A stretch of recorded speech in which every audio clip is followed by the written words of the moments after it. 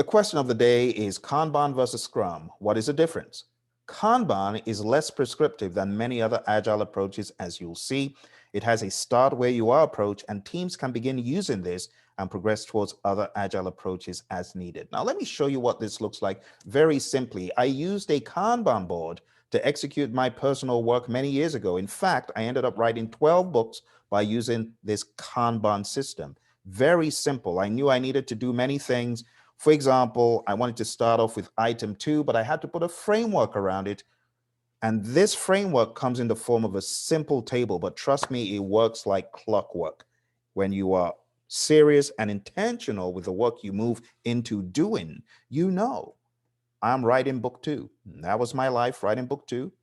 And when I got done writing book 2, it needed to be edited. So while my editor was working on book 2, I started working on book 4. Now notice they are both in the doing column.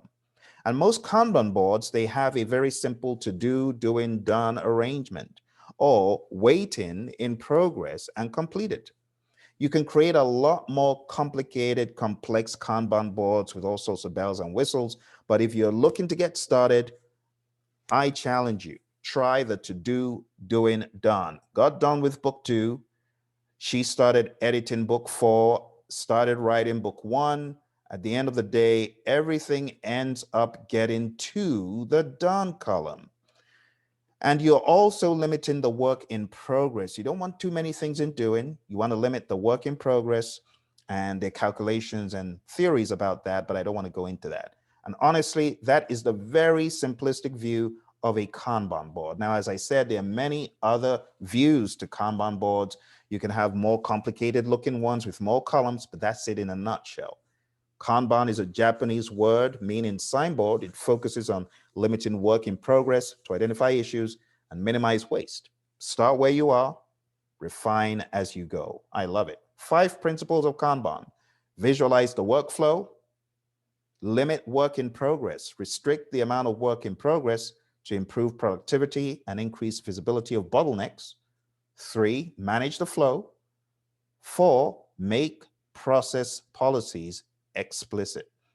Clearly explain how things work so the team can have open discussions. And 5, improve collaboratively. Collectively own and improve processes through scientific measurement and experimentation. So we can go very far with this. We can have many more columns, many more parameters. But as someone who is looking to learn this on the first go round, I'd say perfect the to do, doing, done, and move on, scale it up, scale it down as you need. Kanban boards such as this one are low tech. They're high touch technology that may seem overtly simplistic at first, but trust me, I know its power.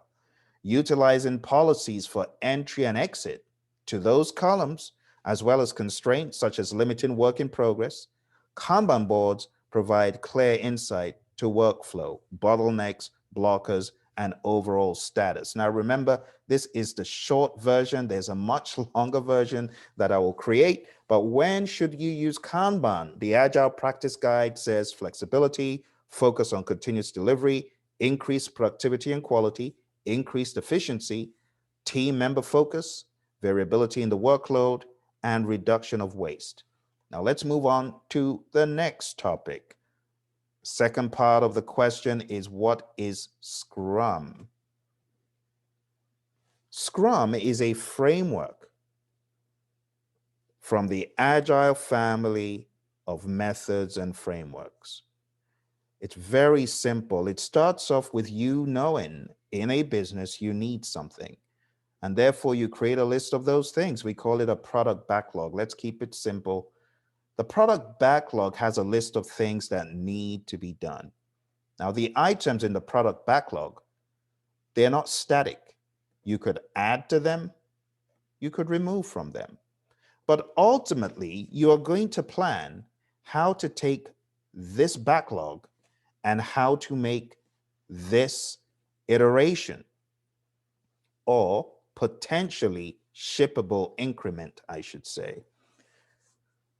So in order to do that, you're going to plan how much of this can I put into this first iteration? simply refer to that as sprint planning.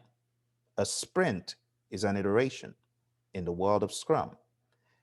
You conduct sprint planning and you have the beginnings of your sprint backlog. Now, the sprint backlog could at times change, but within the sprint, we want to limit the change that happens to that sprint backlog. You could take an item out of the sprint backlog and put it back into the product backlog, but under most circumstances, we want to limit the amount of change that happens within the sprint. Within the sprint, we carry out something known as a daily Scrum ceremony. The sprint could be anywhere from 1 to 4 weeks. Some companies do it up to 8 weeks, but that is becoming quite rare these days. So 2 weeks is actually the sweet spot. But we have a daily Scrum ceremony where the team answers the 3 clarifying questions, the 3 accountability questions, if you will. And they are, what did you do yesterday? Or what did you do since our last meeting to move us towards the sprint goal? What will you do between now and the next meeting to move us towards the sprint goal? And lastly, are there any blockers or obstacles in your way? The team, also known as the Scrum team, consists of the product owner, the Scrum master, and would call them the development team. They all make up the team.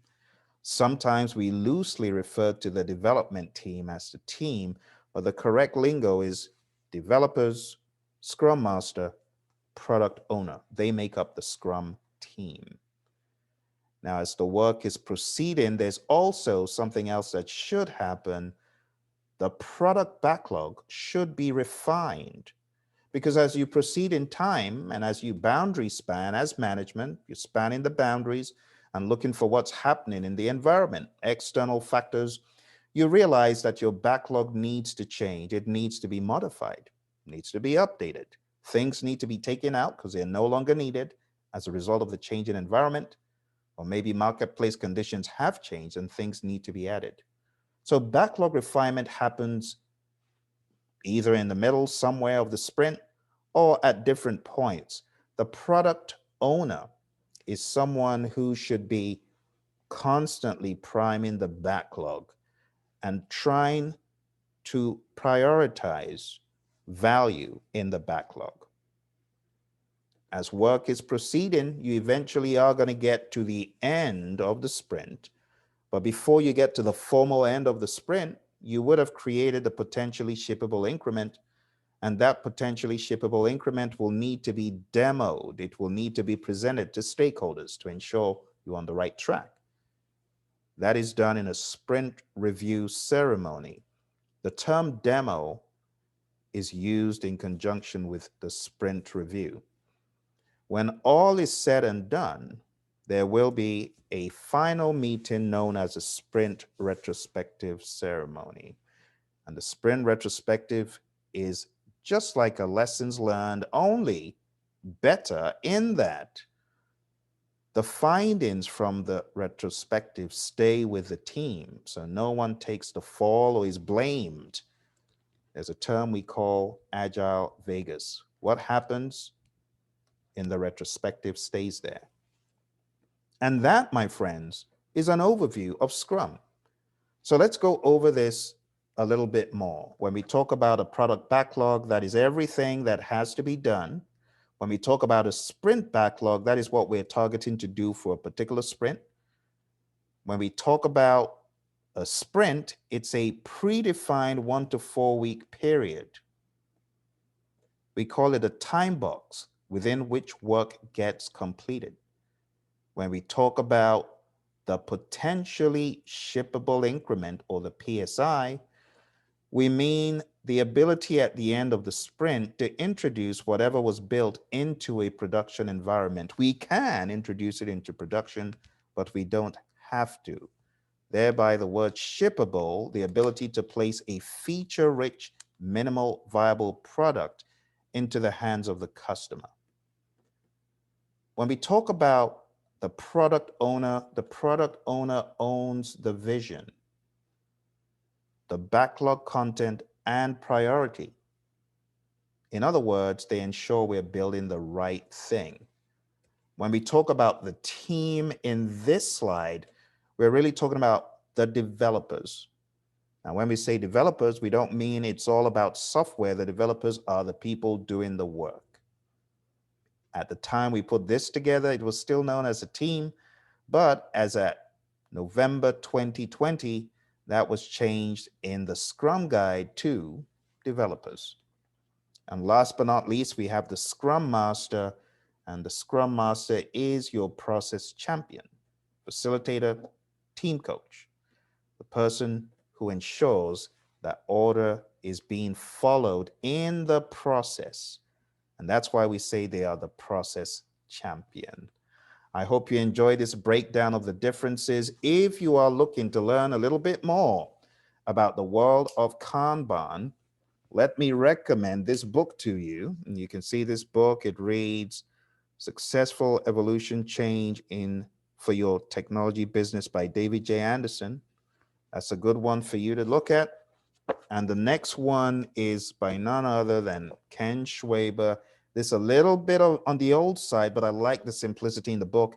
It's called Agile Project Management with Scrum. All right, so I hope you enjoyed both of those two, my friends. If you are looking to learn more about these topics, remember we have training at agileprinciple.com. For those of you getting ready for the PMP exam, the training and coaching is definitely going to help you. All right, so go on down to agileprinciple.com. We look forward to seeing you. Take care and bye for now.